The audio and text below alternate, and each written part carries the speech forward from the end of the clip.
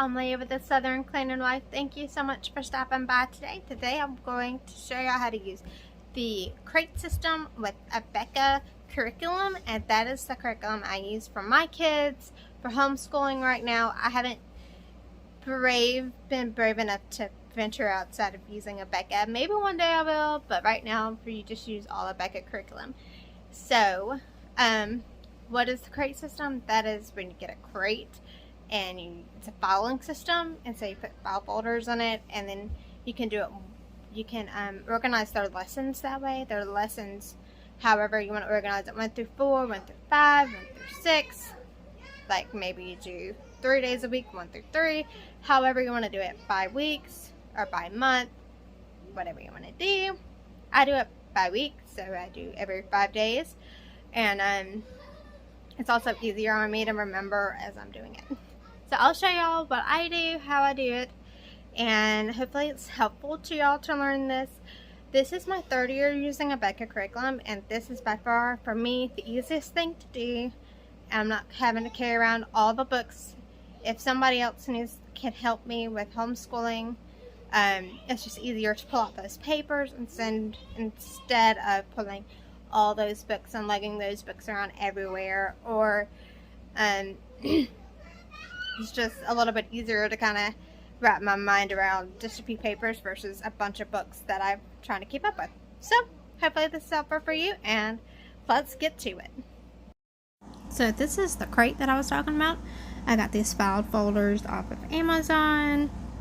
This is me showing you I separate it by every 5 lessons. Back here in the back I'll put their books that they'll use for that year, and these are the books I don't tear out: spelling, poetry, my history, community helpers, health and safety matters, and science book. I do not tear out because that's easier for me to reuse for the next child. I actually have a separate box that I will put my teacher keys in for me, so that way the kids ain't looking at them while they're doing their work, and if they need my help, I can just go to this box and pull it out myself. This, I wanted to show you all the books. This tells you the grade and A, B, C, D. A is the first book they read, B is the second, so on and so forth. This is a file system that I use for the week. The are separated during the week, and these little folders have little pockets, and I have separated actually Monday through Friday right now are lessons, the 5 lessons that they'll be doing. I have these little plastic sleeves that I will put the account number and like when things are due, because we're accredited, so that's a little bit easier for me to find out.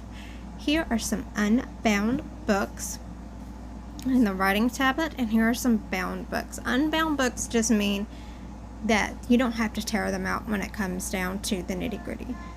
I want to show you how I know which lesson is which lesson. Here at the bottom here we have lesson 1, and every single Abeka book kind of deal has the lessons at the bottom of it, and it tells you if it's seat work or classwork right beside it. And I don't worry about that. I just try to keep all the lessons together, so all lesson 1s together, 2, 3, 4, so on and so forth. And I'll just group it together 1 through 5, and then I'll get it nitty-gritty later. Here is a writing tablet, and they do not put the lesson numbers on these, but in 1st grade your child will need one to write their spelling list down for every day. So that's either 3 to 4 times a week they'll be writing down their spelling words. Now here is the unbound book. I just wanted to show y'all this. It is the same as a regular book, and you just don't got to tear it out. It's got the lesson numbers and stuff on the bottom, so it'll save you time if you want to use the crate system. But if you're not sure if you want to use the crate system, then you can get them bound and just do the first couple of days. Now here you'll see how I have it laid out. I just have it where I can see all these books together at once, and I will rip them out, and then I'll actually, because we're accredited, I'll stick the test inside of the books that need tests, which is language and math. And here I am showing you this lovely thing again, showing you how I put lesson 1, 2, 3, 4, and 5 in there. And then all the rest of the lessons I'll put in there. 6 through 11 I'll put in there. all the way until 170. I will organize them and put it every 5 days into it. Now here we go. I'm going to go tear up these books that are bound. Do not be superbly nervous about doing this. My first time doing it, I was super nervous. I was scared I was going to lose papers. I was scared it was going to be a disaster, and I didn't want to tear it all up. But it's okay. Just tear the books up and it'll just, for me, it saved my sanity besides carrying around the books. But if you feel like you want to carry around the books, you go for it. My first time, I think I only did the first month. I did the first 30 days I ripped out. And then I found out that I liked it, and then I just ripped it out the rest of them. It does take a few hours to do this. As you see, I got my folder right there, and I'm putting lesson 1, 2, 3, 4, and 5 into those little slot folders. And then the rest of them I will group in groups of 6 through 10, so on and so forth, and I will stick them into the file folders into the crate. And I will do this throughout the whole thing, and you're not losing any papers because you're taking it directly from the book into the crate system, and you put in the crate wherever you need to put it to keep your kids' hands out of it. Definitely recommend putting the crate where they don't sit there and play with it, because then you'll lose your papers.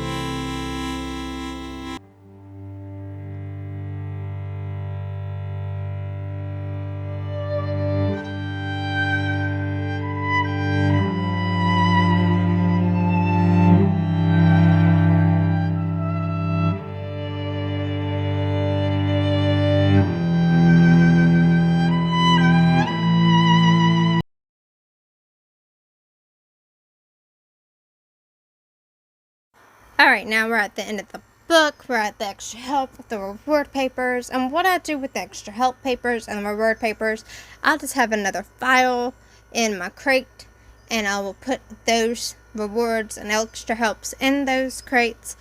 At the beginning of these books, and sometimes a part of the books, they'll have a growth chart. This is for first grade.